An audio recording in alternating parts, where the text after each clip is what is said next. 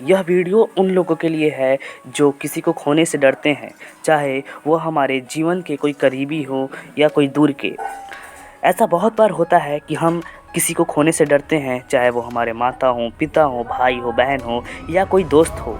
लेकिन आपको पता है कि ये अपने जीवन का एक भाग्य है।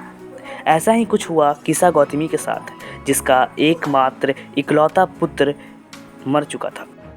किस्सा गौतमी अपने मरे हुए पुत्र को लेकर पूरे मोहल्ले में घूमती है, यहाँ दिखाती है, वहाँ दिखाती है, लेकिन सारे फिजिशियंस, सारे डॉक्टर्स ने यह कर दिया कि आपका बेटा मर चुका है, अब कुछ नहीं हो सकता।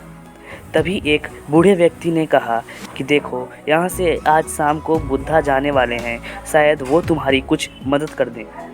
किस्सा गौतमी थोड़ी देर के लिए शांत हो गई, फिर अपने बच्चे को लेकर बैठ गई और बुद्धा के आने का इंतज़ार करने लगी। कुछ देर के बाद वहाँ पर बुद्धा आए। उन्होंने पूछा, क्या हुआ तुम्हें? किस्सा गौतमी ने कहा कि हे महाशय, आप बहुत महान हैं, प्लीज़ मेरे बेटे को कृपया करके मेरे बेटे को पुनः जीवित कर दें।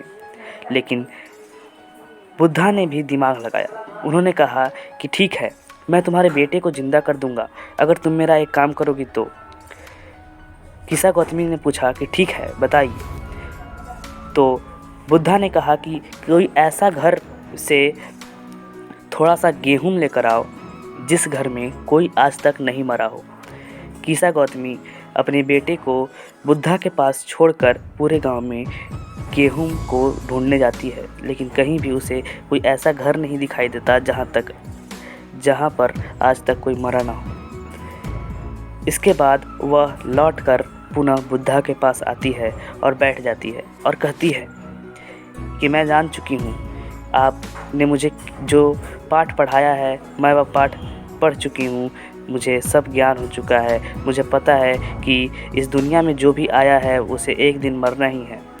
तो दोस्तों, कैसी लगी आपको यह कहानी?